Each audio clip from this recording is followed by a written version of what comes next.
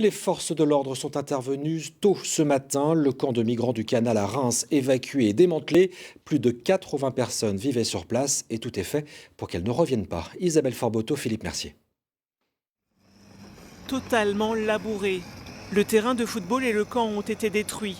Des mesures radicales prises par la mairie de Reims pour faire en sorte que le site de la rue Henri-Paris ne soit plus le lieu d'hébergement de fortune.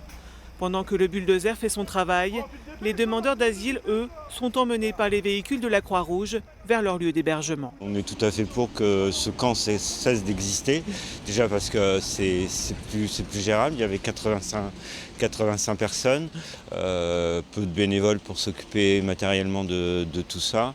Mais vraiment la manière, on trouve que c'est très violent, quoi. C'est très violent et assez brutal, voilà.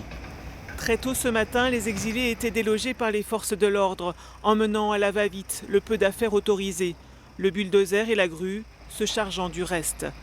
85 personnes habitaient bien sur le camp et non 64 comme le dit le communiqué de la préfecture.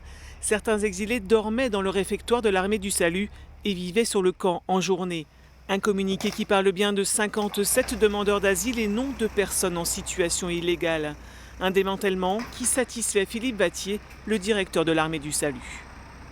C'est donc une grande satisfaction de voir ce campement effectivement démantelé dans de bonnes conditions puisque les personnes ont été accompagnées du réveil où ils ont pu prendre un petit déjeuner à l'armée du salut, puis faire l'objet d'un entretien individualisé avec les différents services de l'État pour évaluer leur situation administrative.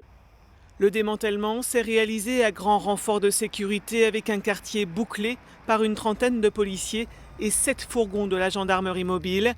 Ordre avait été donné d'interdire le site à la presse. En fin de matinée, les bénévoles du camp déploraient déjà l'arrivée d'un nouveau couple d'exilés.